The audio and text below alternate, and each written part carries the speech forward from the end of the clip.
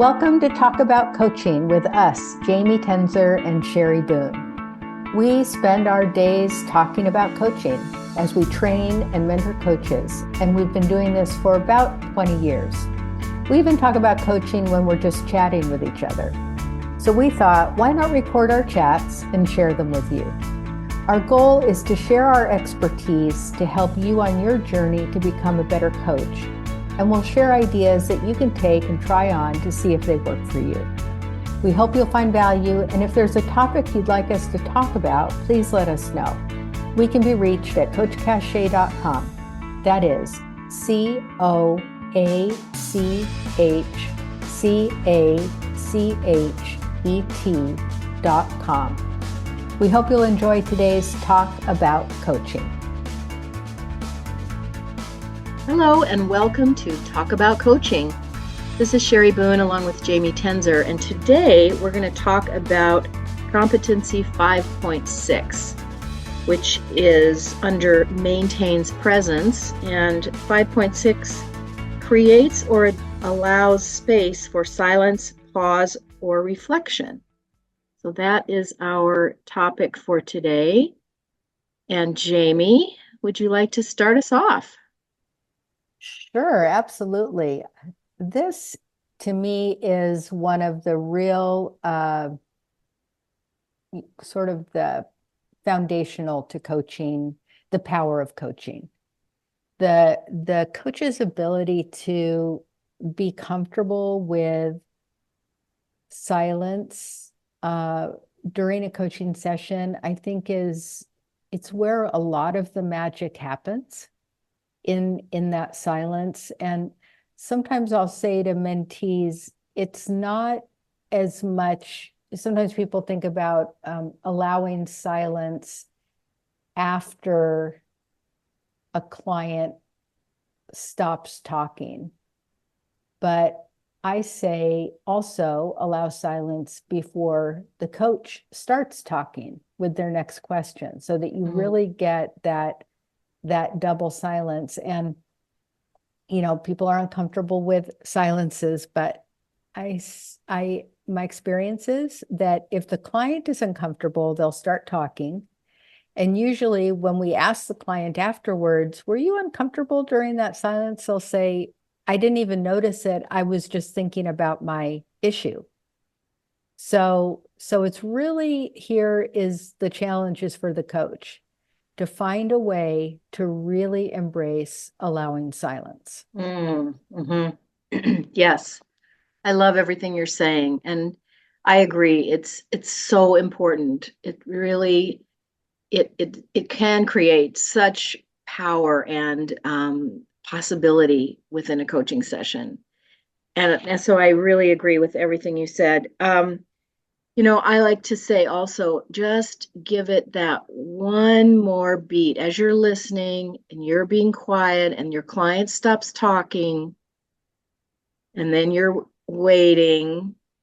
Give it even one more beat of silence, because I always say, just because the client stopped talking doesn't mean they stopped thinking. Mm-hmm. And if we can give that extra beat, the thinking is continuing, and often something else is going to come out.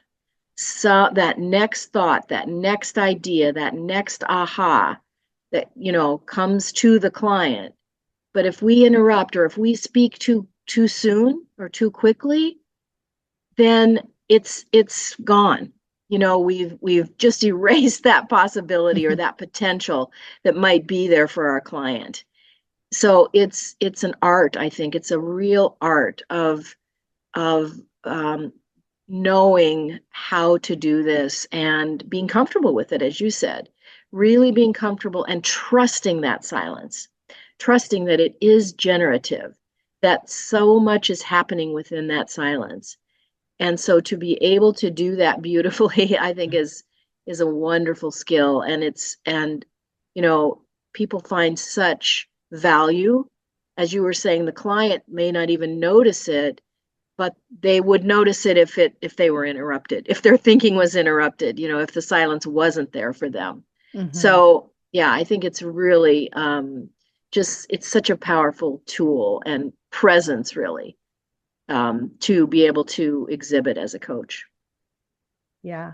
Yeah. I love that. Everything you said rings so true. And one thing that I think of as a little tip, which sort of solves two problems, is sometimes new coaches will say, well, gee, I'm thinking of my question as the person is talking, Yeah. as my client is talking, right?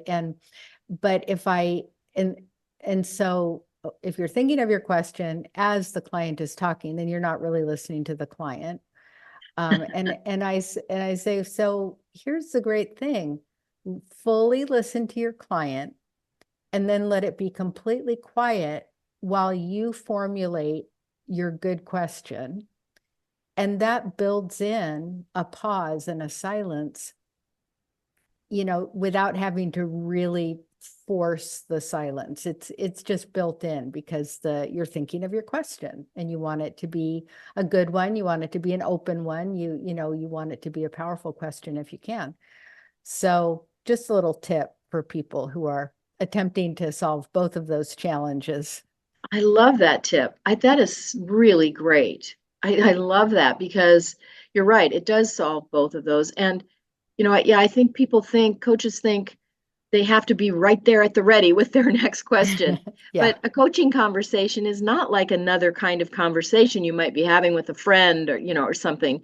It's not this back and forth that happens in social conversations. It's a coaching conversation, which means that there needs to be more spaciousness. There needs to be more opportunity there for the client to really hear themselves.